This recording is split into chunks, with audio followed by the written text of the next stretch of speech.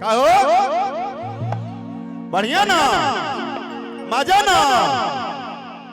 अब एक बार तुम दोनों हाथ पूरा उठा लो तो पूरा मोबाइल छोड़ के। अगर जे गणेश जी का मानत हुई दोनों हाथ उठावे, जो ना मानत हुई अपन तेहिए मत उठावे। दोनों हाथ जो मानता होगा गणपति जी को और ताली बजा के कहिए कि माता संग पिता तो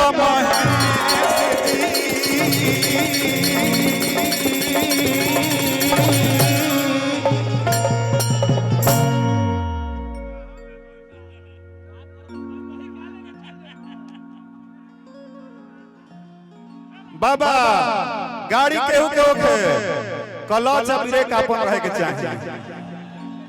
गाड़ी कतनो महंगा होखे मंच केहू के होखे अंदाज राकेश मिश्रा के रहे के चाहिए। न पहला न दूसरा न तीसरा ओनली वन। कि आई बाबा आई आई आई बाबा आई आई बाबा आई आई गणेश जी।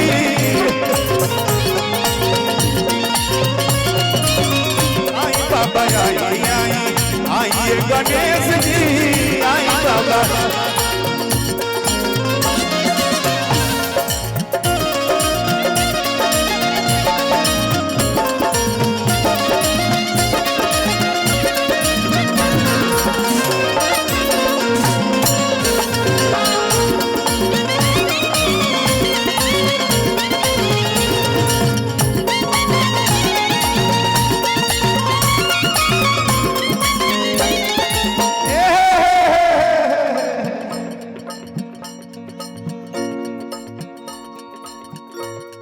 हर की जन्नत में बानी बाबा।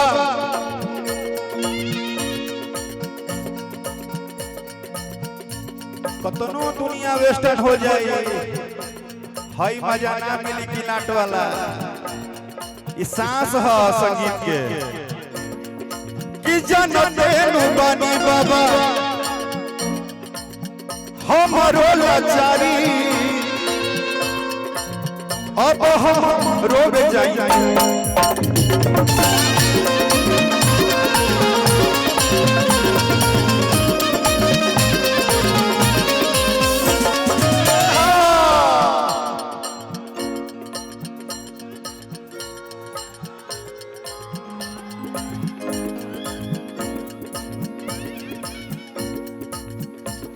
हर की जन्नत में बानी बाबा हमारो लाचारी लाचारी। ए बाबा ए जतना लोग खड़ा बा सभे रउरा से गरीब बा। आज जतना लोग खड़ा बा है लोग सांस के मालिक रउरे बानी। कतनो संपत्ति होखे लेकिन लोग रउरा से बड़ा नहीं थे। रउरे जीवन देले बानी रउरे बिना पार लगानी।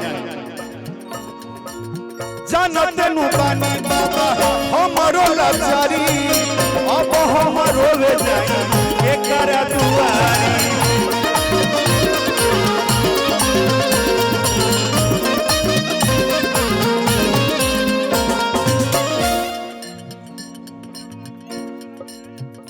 ठीक है कोई बात नहीं।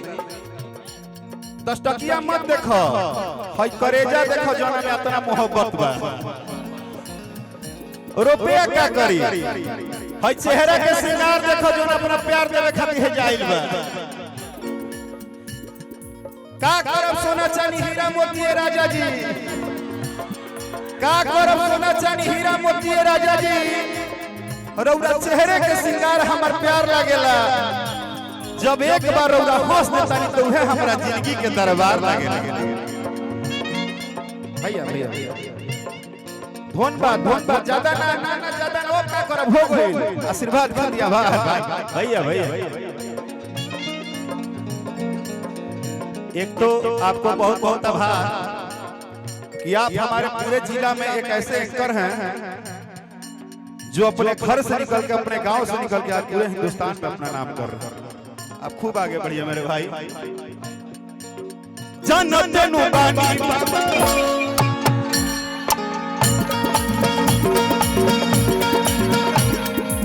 हमारो लाचारी। भाई हेलो ए डंटा, हम माइक पटक देंगे, एक भी गाना नहीं गाएंगे। देखिए कलाकार को लोग प्यार करते हैं तो भीड़ बेकाबू होता है, उसको प्यार से संभालिए, डंटा मत चलाइए। डंटा नहीं, ये उनका मोहब्बत है, वो राकेश मिश्रा के लिए जान दे देंगे, वो उनको डंटा मत चलाइए। नहीं नहीं, उनको देखो प्रशासन है, सभी अपने गार्जियन है, सबका प्यार है, हल्ला नहीं। कि जनत नुबानी बाबा हमारो लाचारी, अब हमारो वे जाई एकर दुआरी।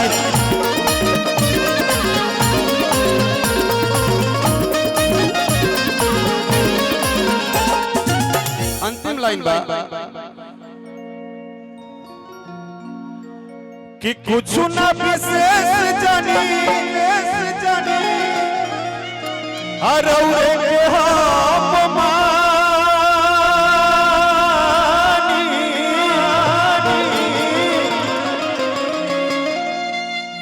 कि कुछ ना विशेष जानी अरौरे के हम मानी, कि रौरा गिरी बस गावे ले राकेश जी।